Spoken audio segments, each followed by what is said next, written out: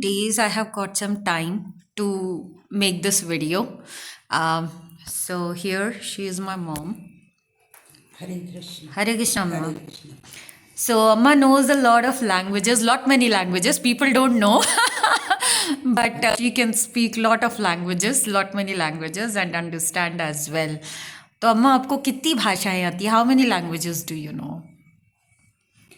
मैं हिंदी, इंग्लिश, तेलुगु, उड़िया, बंगाली इतना बोल भी लेती हूँ, समझती हूँ। और मराठी भी जैसे कभी जरूरत पड़ा तो मैनेज कर लेती हूँ।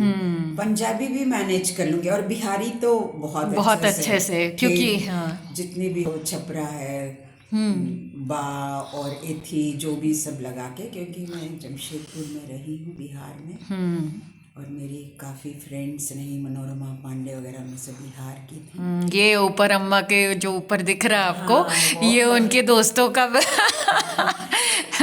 पिक्चर। आज हम लोग फुर्सत में है, इसीलिए बड़े दिनों से मैं सोच रही थी कि ये निकालूंगी। हाँ, और मेरा जो स्कूलिंग हुआ था वो रामकृष्णा मिशन, उसमें बंगाली मीडियम भी था। हमारी दीदी मोनी लोग सब थी बंगाली, तो बांग्ला, रविंद्र संगीत वगैरह सब, एकला चलो सब हम लोग गाते थे। आप कहाँ काम करते थे?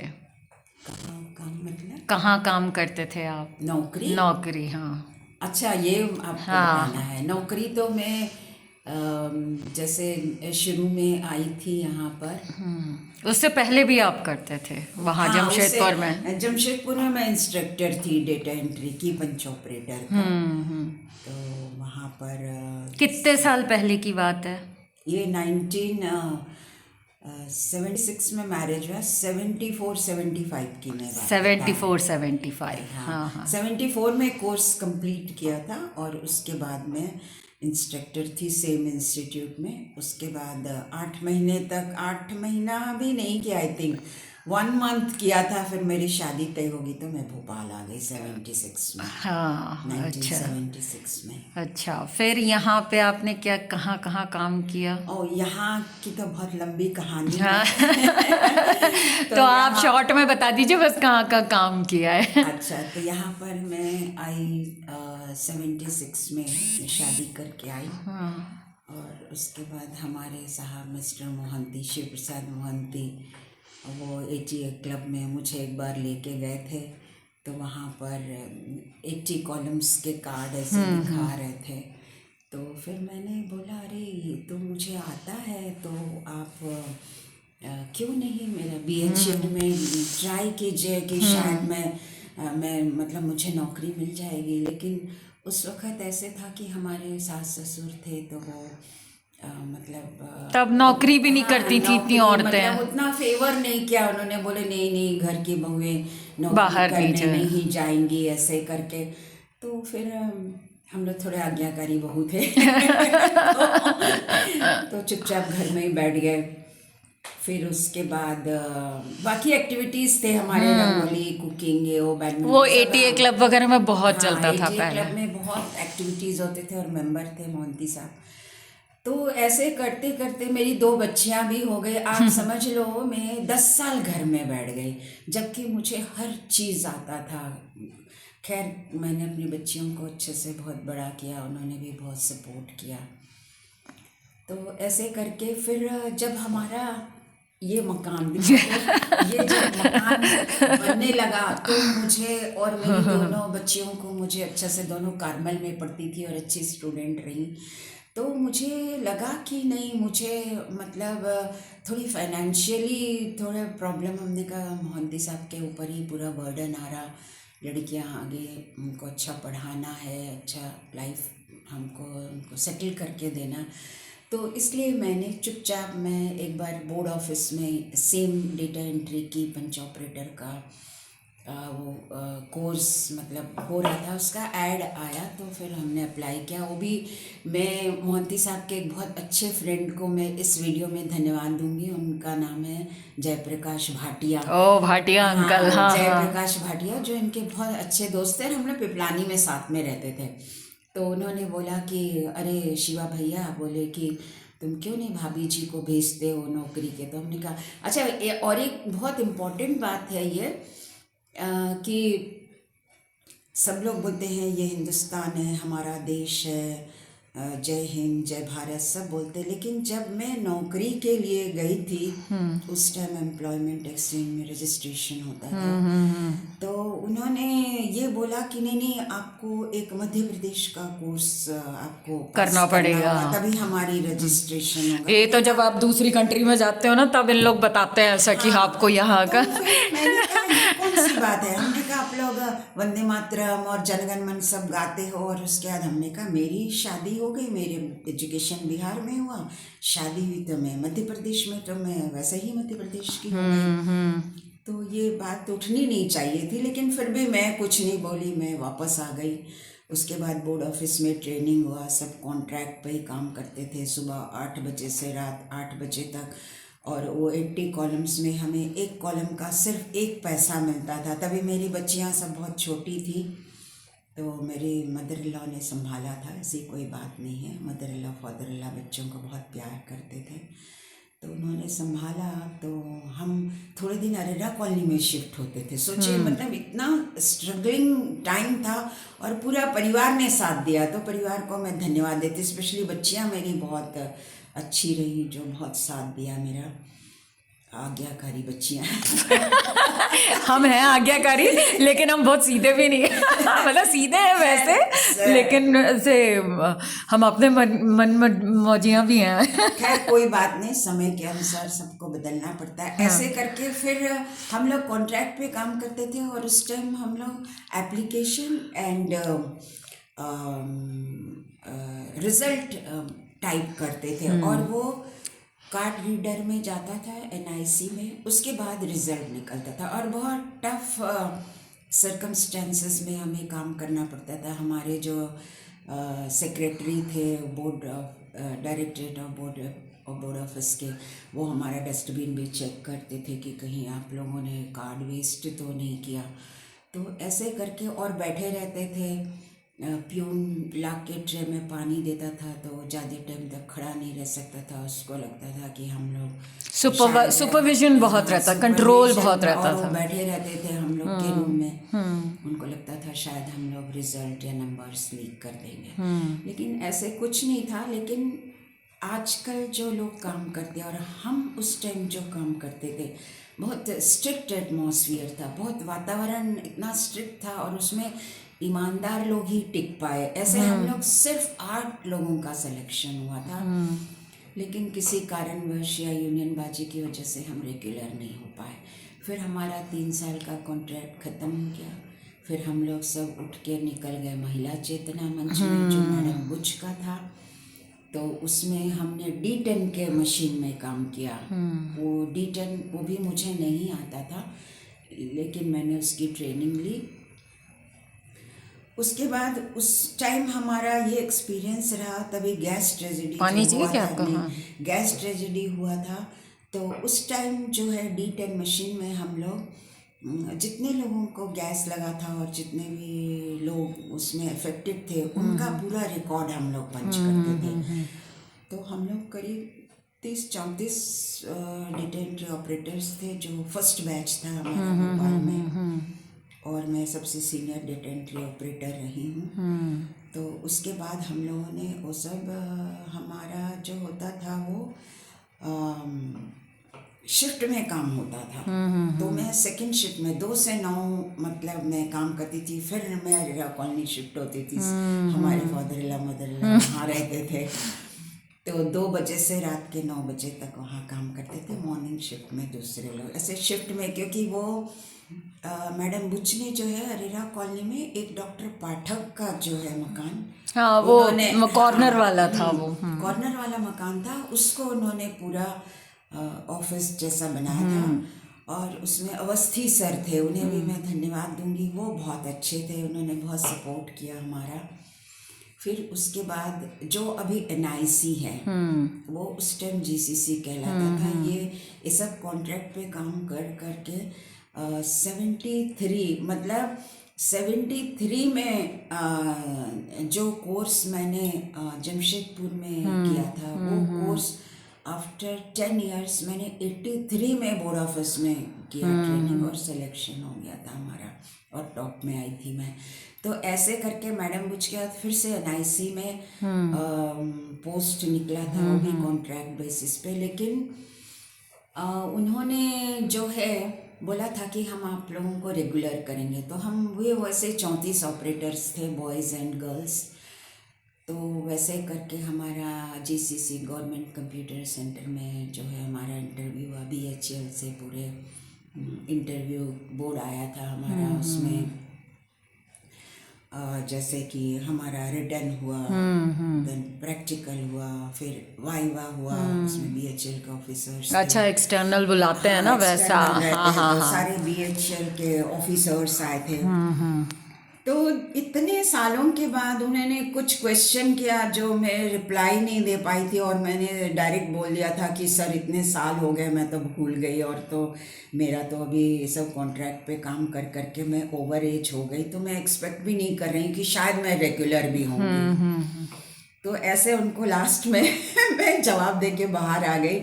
लेकिन उस टाइम जीसीसी के जो डायरेक्टर थे महाजनी साहब, अभी वो नहीं रहे, उनको भी मैं बहुत धन्यवाद देती। तो बाहर निकल के बोले, नहीं मैडम मोहंती आप बहुत बोल्ड हो, तो मैं आपको ज़रूर सेलेक्ट करूँगा। उस टाइम जो ओवर एज का एज था, आई थिंक 34 ऐसे था। और जब शादी होके आई थी मैं 24 साल की थी, 10 साल घर बैठी, तो वैसे ही ओवर एज हो गया था। तो मैं फिर हम लोग चलो 3 साल हो गए, हमें इंश्योर किया गया था कि आप लोगों को रेगुलर करेंगे। लेकिन रेगुलर नहीं किया, और एक रात उन्होंने पूरा जॉब बंद कर दिया। सुबह उठ के हम लोग गए तो बोले नहीं, गवर्नमेंट के पास काम ख़त्म हो गया, आप लोगों को निकाल दिया जा रहा। हमने कहा अरे ये कौन सी बात है, कौन सी सरकार है कि रातों रात काम ख़त्म हो गया, और हम लोगों को 3 साल बाद, मतलब ओवर एज से भी मैं ज़्यादा हो गई थी। हम 3 मैडम लोग थे, मैं, एक शीला सक्सेना थी और एक देविका धामनकर। हम तीनों महिलाएं जो थी अब वो ओवर एज हो चुकी थी।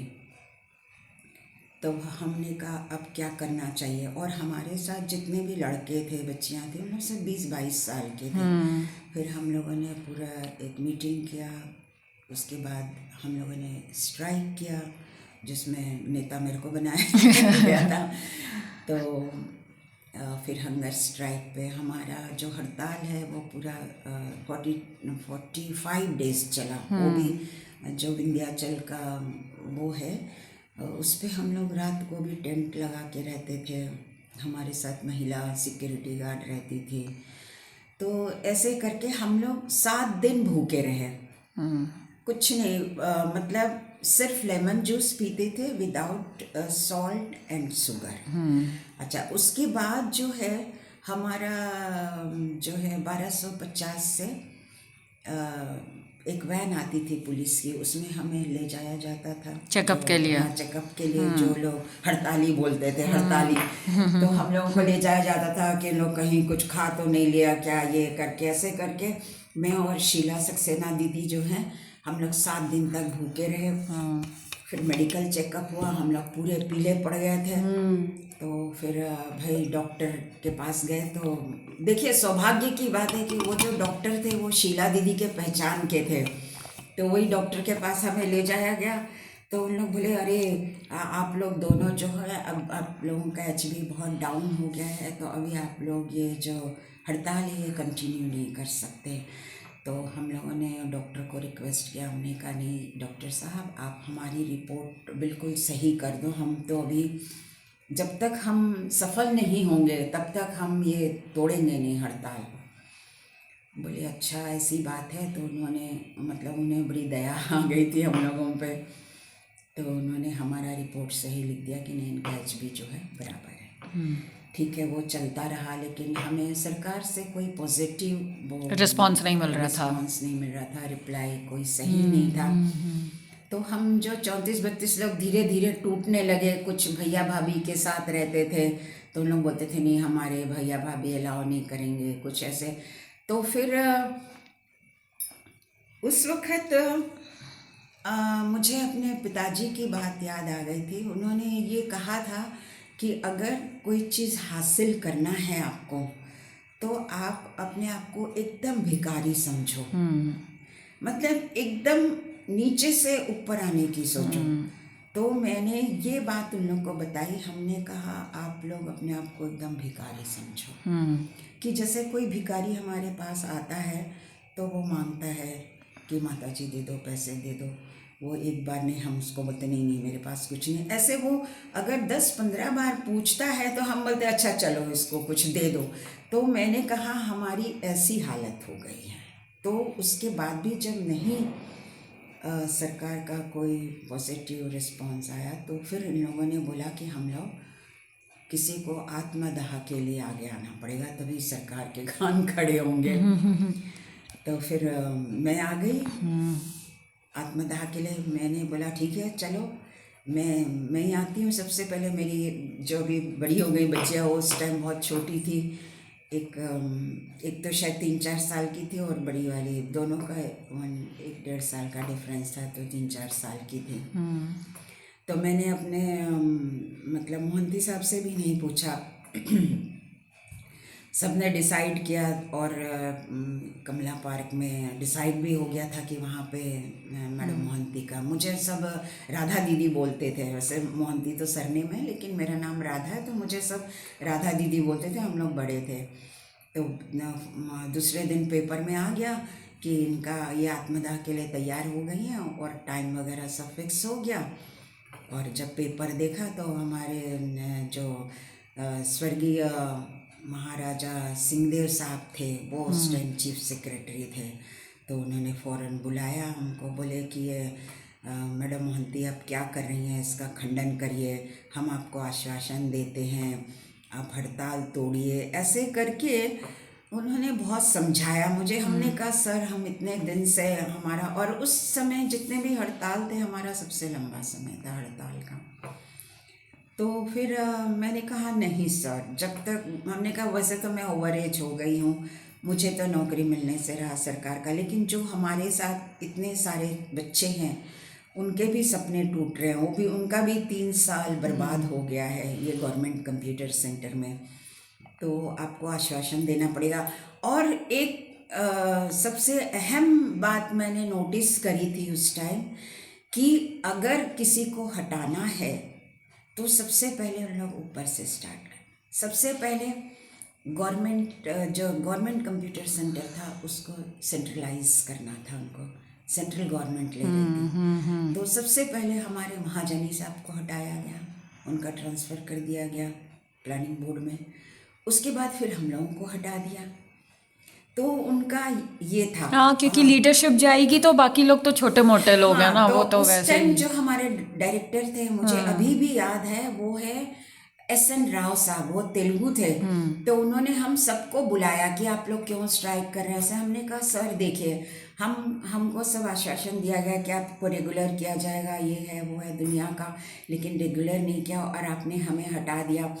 तो उन्होंने ये बोला था कि नहीं नहीं, आपको कॉन्ट्रैक्ट पे इसलिए रखा गया था कि हमको अच्छा आउटपुट मिलेगा। तब मैंने उस दिन उनसे क्वेश्चन करी थी। हमने कहा sir why we only data entry operators on contract basis पे। हमने कहा आप पूरा सेंटर कॉन्ट्रैक्ट पे ले लो, आपको बहुत अच्छा आउटपुट मिलेगा।